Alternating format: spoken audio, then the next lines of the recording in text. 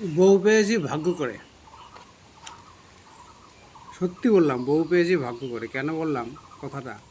রাত্রিবেলা শুধু বলেছি যে একটা স্কুলে কাজে যাব। স্কুলটা সারাদিন রোদ। আজকে ভাড়ার বেঁধে আসলাম, রং রং করে আসলাম। এত কষ্ট হলো, কিন্তু ভাবছি কালকে খুব সকালবেলা যাব, খুব ভোরবেলা যাব। কিন্তু ওখানে তো খাওয়া দাওয়ার খুব সমস্যা, নাই হোটেল নাই কিচ্ছু। কি খাবো? ওই ভোরবেলায় গেলে খাবো কি ওখানে? এই চিন্তাটাই করছি, শুধু এই কথাটুকু বলেছি। ভোর 4:30টার সময় আমার ঘুম ভেঙেছে, কাজে আসবো বলে ভোরবেলায়। 4:30টার সময় উঠে দেখি রান্না অর্ধেক হয়ে গেছে। এই খাবার নিয়ে এসেছি,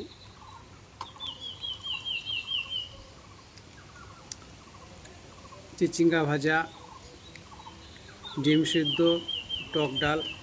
শর্টে করেছে, আর গরমে টক ডাল তো ভালোই লাগে। এই যে, তা আমি অবাক হয়ে গেলাম। মোটামুটি 3:30টার সময় উঠেছে। 3:30টার সময় উঠে অর্ধেক রান্না হয়ে গেছে, 4:30টার মধ্যে অর্ধেক প্রায় রান্না হয়ে গেছে।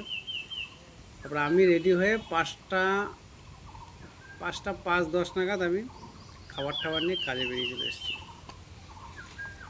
মানে কী বলবো, এই কারণে মানে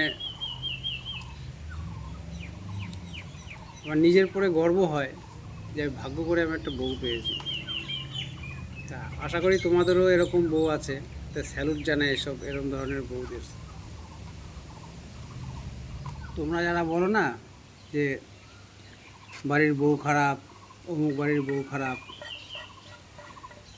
বাড়ির বউকে যত্ন করতে হয়।